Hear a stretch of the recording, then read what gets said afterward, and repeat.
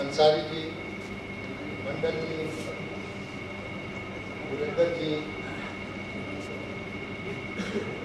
वेद प्रकाश जी, शर्मा जी, भारती जी और मेरे प्यारे मित्रों, मैं तो हिंदी में ही बोलूँगा इसलिए कि गांधी जी का चर्चा भी करती थी, मेरे नाम के साथ लोग लगा ही देते हैं। अब पता नहीं कितना हम गांधी हैं या नहीं। तो गांधी जी ने तो कहा था उन लोगों को कि 3 माँ को कभी नहीं भूलना। पहले तो अपनी माँ को, और उसके लिए गुरिंदर जी को और दीपक जी कहा है। इन दोनों भाइयों को दिल से मैं इसलिए मानता हूँ कि ये गांधी जी के विचार को मानते हैं, आखिरी हद तक मानते हैं और अपनी माँ की बहुत सेवा करते हैं, इसलिए इनको दोनों को बहुत बधाई। गांधी जी कहते हैं कि 3 माँ को कभी कर देगा, अपनी माँ, दूसरी मातृभाषा, तीसरी मातृभूमि, ये 3 माँ को मैं माँ बना दी कर देती। तो खैर अभी तो हम सबका शुरुआतें सब किए हुए हैं। हरभजन सिंह जी का जन्मदिन भी है, तो उनके प्रति श्रद्धांजलि मैं अर्पित करूँगा। और हरभजन सिंह का एक बहुत बड़ा व्यक्तित्व रहा है और खुशी की बात है कि उनके जन्मदिन पे ये कार्यक्रम रखा गया है आज का। छोटे और मझोले समाचार पत्रों का मैं अपना ही तजुर्बा आपको बता दूँ, क्योंकि हम अपने से तो नहीं कहें कि हम राज्यपाल थे या नहीं थे, लेकिन ये भारती जी ने बता दिया 7 जगह हम राज्यपाल थे। जब यहाँ मैं कैबिनेट मिनिस्टर था दिल्ली में, इंदिरा गांधी प्राइम मिनिस्टर थी और बड़ी इंपॉर्टेंट पोर्टफोलियो भी मेरे पास थे। Parliamentary affairs and works and housing उस वक्त कराता था, अर्बन डेवलपमेंट मिनिस्टर। लेकिन मैं असम भेजा गया इसलिए कि असम स्ट्राइक नॉन स्टेट बन गया था। 1978 से बड़ा भारी आंदोलन युवकों का चल रहा था विदेशी नागरिकों के सवाल में। तो बिल्कुल संक्षेप में इसको कहूँ तो अच्छा रहेगा। जब मैं गया तो राज्यपाल के सब अखबार था, आप जानते हैं सारा अखबार था। तो मैं चाहते ही कह दिया कि आप लोग को खुश करने के लिए नहीं कर रहा हूँ। गांधीयन लोग अब ज़्यादा कुछ बोलते हैं कि नहीं, आज के ज़माने में हम लोग जैसे लोग भी हैं, लेकिन कोशिश हम लोग जरूर करते हैं कि कुछ बोला जाए। कुछ बोलना आसान नहीं होता। तो मैंने वहाँ जाते ही सेक्रेटरी को कहा कि यहाँ जितना स्मॉल और मीडियम पेपर आता है वो भी सब राजभवन में आ गया। ये पहला काम किया गया और इसलिए किया कि हरभजन सिंह जी की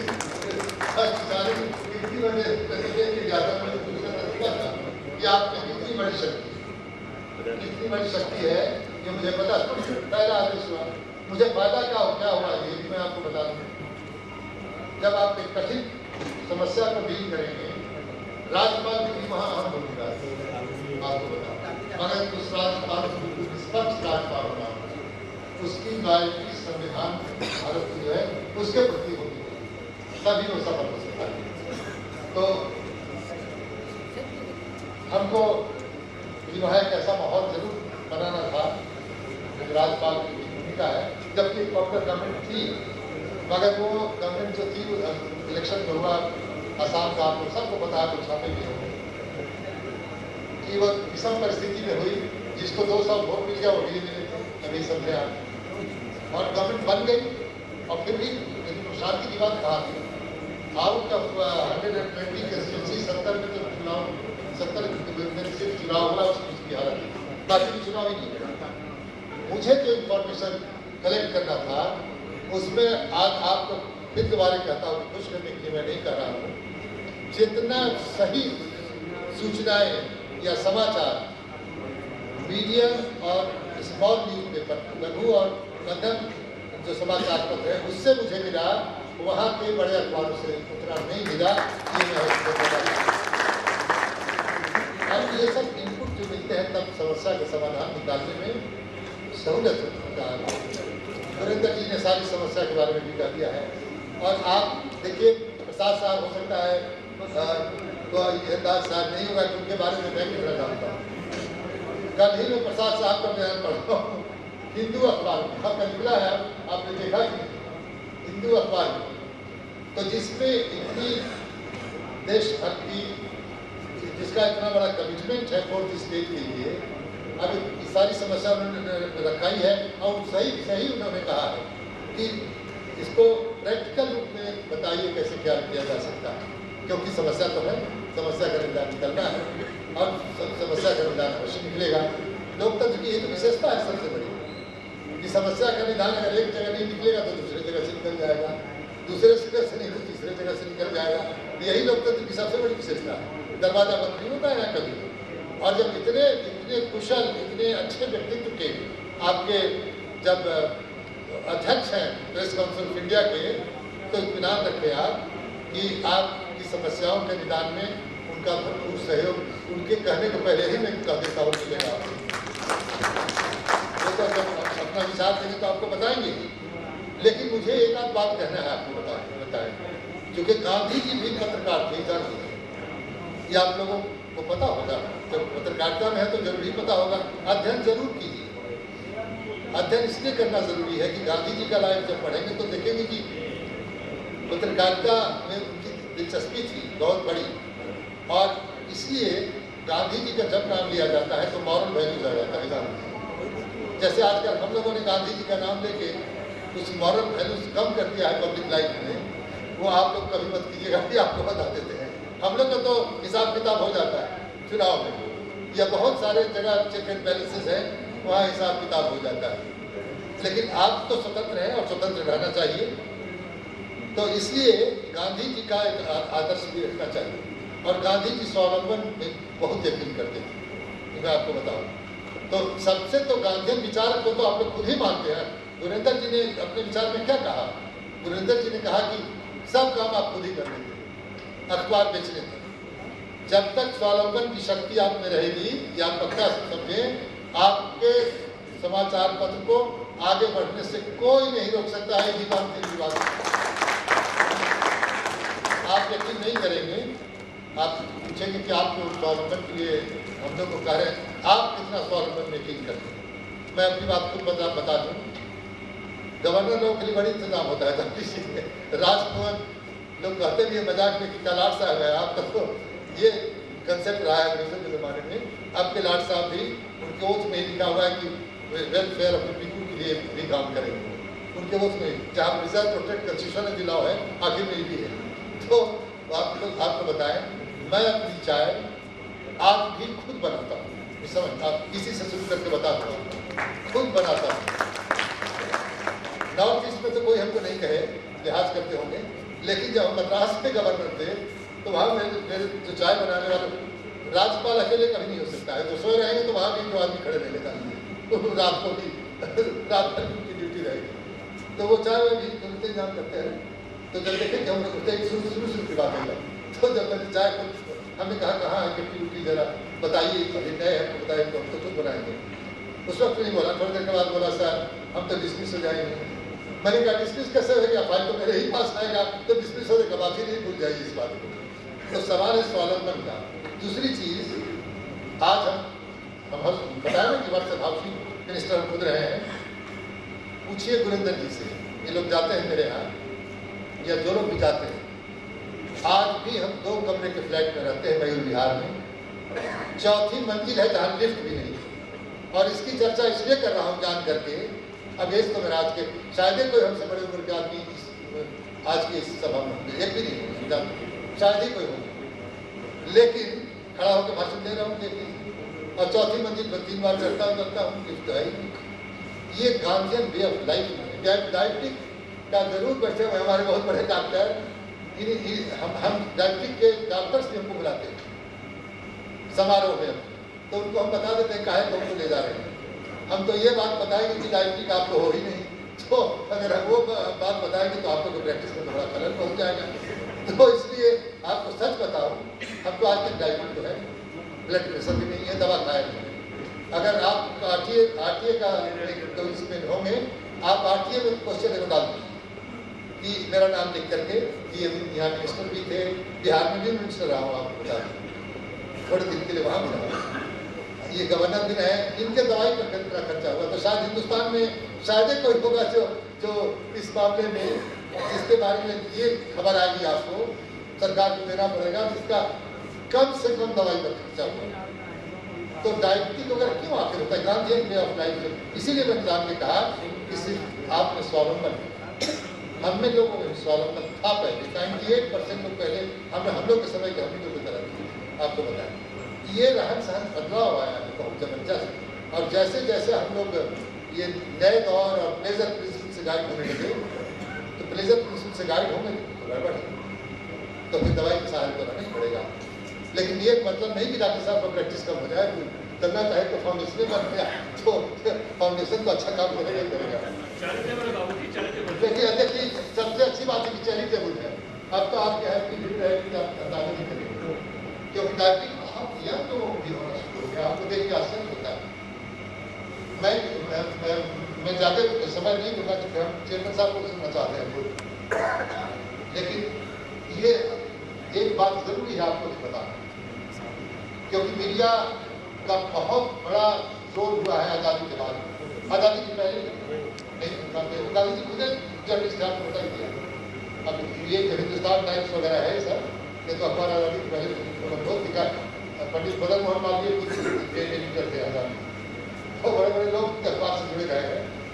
लेकिन ये जब आप बढ़ेंगे, जब इसे पब्लिक लाइफ में लोग बढ़े, ये हर एक बात होता है, तो कुछ जहाँ बहुत ज़्यादा प्लस पॉइंट आएगा तो माइनस पॉइंट भी आ जाएगा। मीडिया के लिए एक एग्जाम्पल खाली मैं दे दूँगा, उसको देख के सवाल करें। इंग्लैंड में वहाँ पे एक मैगजीन निकलता है अभी तक, उसका नाम है पंच मैगजीन। पंच मैगजीन बड़ा मशहूर मैगजीन, यूरोप भर में जाता है। उसके एडिटर थे मालकम मगरीज है वो, अब अंग्रेजी नहीं, तो मालकम मगरीज थे, दिल्ली में भी आए वो। तो मालकम मगरीज जी चर्चिल की भारी आलोचना करते हैं, बहुत बड़ी। तो चर्चिल जी के सेक्रेटरी जानते नहीं, सेक्रेटरी जो मिनिस्टर या गवर्नर के भी होते हैं, वो अपने बॉस को कुछ सुनना चाहते हैं, आपको बताएं। तो उनके सेक्रेटरी ने जाके मैगजीन रख दिया कि देखिए मैगजीन तो यूरोप जर्नलिज्म है, सारी चीजें इतनी खिलाफ आपकी लिखी हुई है जो उनको सच्चाई से फुर्सत हुई है। तो जैसे कुछ नहीं बोले, फिर जब नहीं बोले तो समझे कि शायद अगर हम एडिटर को स्ट्रॉन्ग लेकर लिखेंगे कि अगर ये सब लिखेंगे तो आप पर कार्रवाई की जाएगी, ऐसा उन्होंने समझ लिया। वो नहीं बोले तो उसका मतलब था इग्नोर करना, लेकिन इग्नोर करने वाली बात उनके से नहीं है। उन्होंने मालकम मगरीज दिया, बहुत स्ट्रॉन्ग लिखा। मालकम मगरीज ने जवाब दिया कि आगे से अगले अंक से चर्चिल का नाम तक इस मैगजीन में नहीं आएगा, ये लिख के भेज दिया। अब तो वो चिट्ठी बड़ा खुश हुआ कि अब तो हम प्राइम मिनिस्टर को दिखाएंगे तो हमारी तरक्की निश्चित। वो चिट्ठी चर्चिल को दिखाया, बड़ा नाराज हुए। हमने तो कहा नहीं था तो सर आप कुछ कहे नहीं, हम तो कुछ कहे नहीं, तो इसका मतलब ये हो गया कि चिट्ठी लिख दो उनको। ये मैगजीन पूरे यूरोप में जाता है और हम चैंपियन करते हैं कॉज ऑफ डेमोक्रेसी। अब बताओ, मेरा नाम ही इस मैगजीन में दिया है, हम पब्लिक लाइफ के आदमी हैं। आप चिट्ठी लिख के तुरंत एडिटर को जवाब दो कि आपको जो गुड बाइट लिखना हो आप लिखे, बट हमारे चर्चिल साहब का नाम मस्त फिगर नहीं होगा, ये लिख भिजवा दिया। अब समझ लीजिए इतनी बड़ी, लोग कहे ना कि कलम की ताकत, बड़ी ताकत आप में है। लेकिन नहीं, इसी भारत के संविधान में 2 चीज लिखा हुआ है, जान लीजिए। संविधान में थोड़ा सब कोई पढ़िए, क्योंकि सब कोई संविधान की बात आजकल करता है, लेकिन खाली राइट्स वाला चैप्टर सब लोग पढ़ते हैं, ड्यूटीज भी, फंडामेंटल ड्यूटीज। उसी चैप्टर 4 में आपको पढ़िए, आर्टिकल 51 वगैरह वगैरह टाइम नहीं लिखता है, 10 साल में खुदे बैठे। तो उस किसी सेमिनार में, जनरली अखबारों में कहीं हम नहीं पढ़ते हैं कि कहीं सिटीजन की ड्यूटीज के बारे में वाला भी कोई देखा है, छपता ही नहीं। आप इसका निकल गाँव आपको एजुकेट करें, आप बहुत बड़ा काम करेंगे जो इसका आपका बहुत तमाम चैप्टर 4 में पढ़ लीजिए, जहाँ फंडामेंटल राइट्स है। आप लोग को भी जवानी याद होगा, 19 तो जरूर याद होगा, तो उसकी तरफ से वो 51 से लेकर पढ़ लीजिए कि क्या लिखा है। सिटीजन डेमोक्रेसी चल नहीं सकती है जहाँ पर राइट्स एंड ड्यूटीज दोनों साथ साथ नहीं चलेंगे। सिटीजन की बहुत बड़ी सोवरेनिटी किसके पास? अभी बिहार में चुनाव हुआ, सरकार या जो भी हो गई, देश में चुनाव हुआ, सरकार रह गई या बदल गई। इतना बड़ा पावर है पीपुल के पास, सोवरेनिटी पीपुल के अलावा किसी के पास नहीं। हर लोग, राज्यपाल, राष्ट्रपति, सब जो हाईएस्ट कॉन्स्टिट्यूशनल पोजीशंस हैं, वो भी जनता के नाम पर दुहाई देते हैं कि हम सेवा करेंगे, सभी लोग। तो इसलिए कंडक्ट क्यों देते हैं, उनके पास जो है सबसे बड़ा पावर सरकार बनाने और बिगाड़ने दोनों का। इसलिए ड्यूटीज ऑफ द सिटीजन, तो सबका बड़ा भला होगा। और आप लोग ये ख्याल रखें, उसका भी इंग्लैंड ही का एक एग्जाम्पल देकर मैं खत्म कर दूंगा कि हाइट पार्क, जो लोग इंग्लैंड गए होंगे, हम यहाँ पर बैठे हुए लोग तो जरूर गए हैं, वहाँ हाइट पार्क में कॉर्नर है, अगर हम भी जाए तो भाषण देते सकते हैं, वहाँ सुनने वाले मौजूद हो जाएंगे, समझ वो इसी के लिए कॉर्नर है ही है। तो वहाँ पर लेकिन टहलते नहीं है।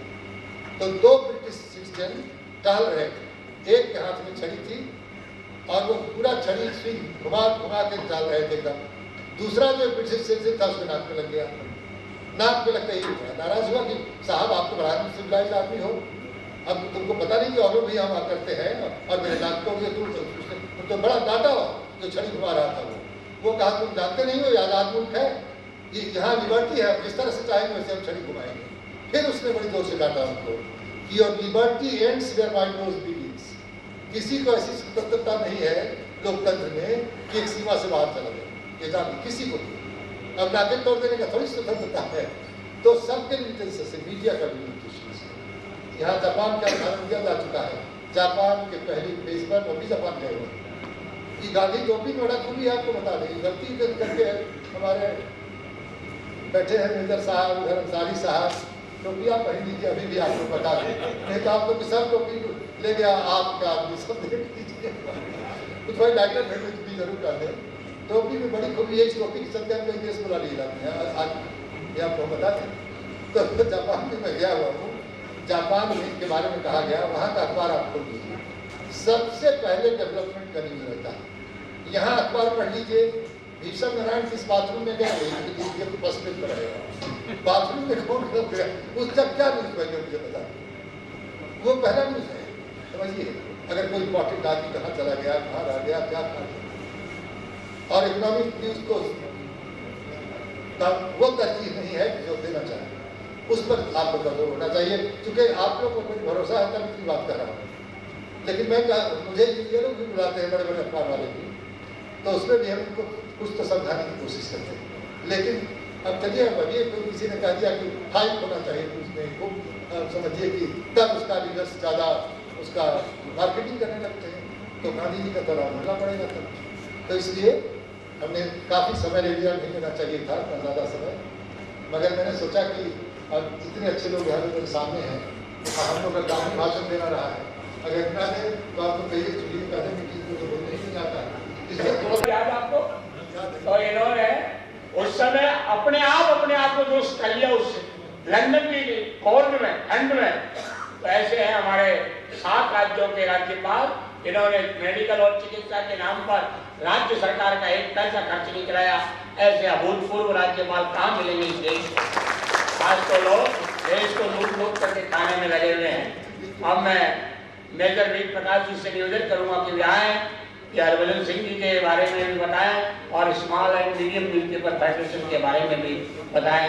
Major Veer Prakash ji, Deepak ji, Shri Bharti ji, DM Sharma ji, and most important Kanta ji, क्योंकि मुझे हरभजन सिंह जी के लिए मेरे मन में बहुत ही श्रद्धा का भाव है। हर साल वो यही प्रोग्राम ऑर्गेनाइज करते थे और मैंने हमेशा उनका अटेंड किया।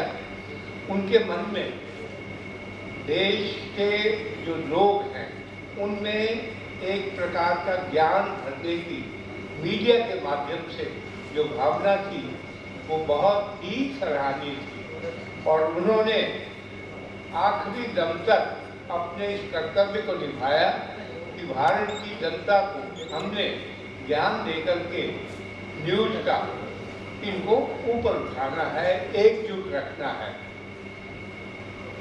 और मैं समझता हूँ कि आज का जो मीडिया है उसका एक बहुत बड़ा कर्तव्य है, क्योंकि देश के अंदर कम्युनल टर्मोइल बहुत फैल रहा है और अशांति फैल रही है। मीडिया जहाँ न्यूज देता है वहाँ मीडिया का कर्तव्य है कि जनता को सही रास्ते के ऊपर भी लाए। और मैं समझता हूँ कि मीडिया अपने इस कर्तव्य को निभाएगा। सिर्फ सेंसेशनल न्यूज देने की बजाय ऐसे समाचार जरूर देगा जिससे लोगों का ज्ञानवर्धन हो और वो लोग देश के प्रति उनका जो कर्तव्य है उसको पूरी तरह से निभाएं।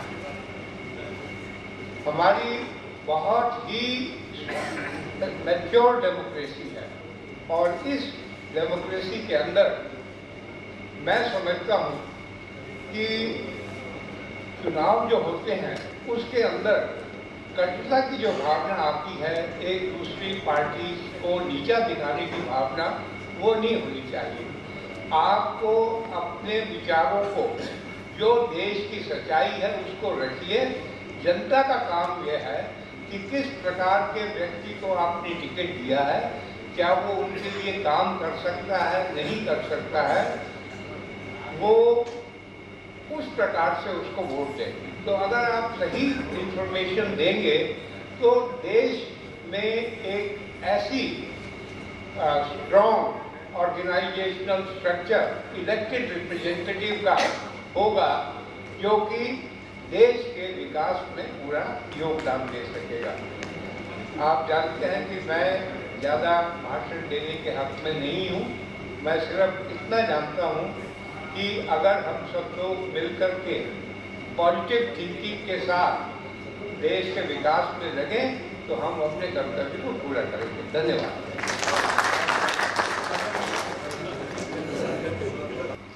कमीशन के मेंबर एसएल अंसारी साहब से निवेदन करता हूं कि वे भी आए और अपने उद्बोधन में छोटे और मझूले अखबारों के साथ साथ हरभजन सिंह जी को भी श्रद्धांजलि अर्पित करें।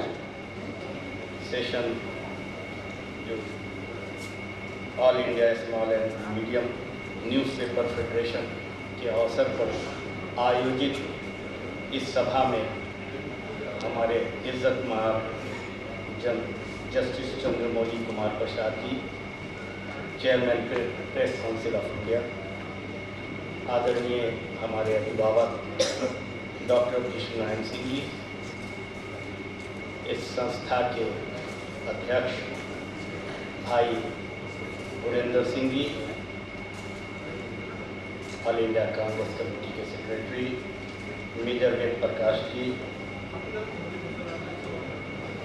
डॉक्टर अनिल कुमार मंडल जी, पीपी प्रसाद जी, भाटिया जी, हमारे बहुत ही प्यारे भाई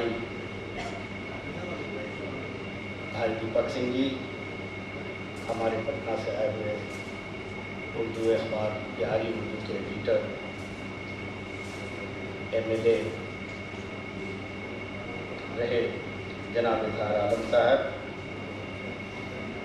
मुअज़्ज़ज़ दूर दराज से आए हुए हमारे पत्रकार मित्रों, भाइयों, आप सबको हम दिल्ली में बहुत ही स्वागत करते हैं कि आप आज यहाँ 46 सेशन के अवसर पर आप आए।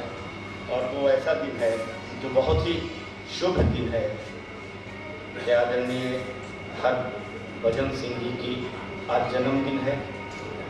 और अच्छे लोग वो होते हैं जिन्हें उनकी मौत के बाद असल मानों में पहचाना जाता है और उनकी कई बार तो ज़िंदगी में भी उनको एक्सेप्ट कर लेते हैं, लेकिन मौत के बाद जिसको सबसे ज़्यादा, जैसे एक शायर ने कहा था कि ज़माना बड़े शौक़ से सुन रहा था, ज़माना बड़े शौक़ से सुन रहा था, तुम ही सो गए दास्तां कहते कहते।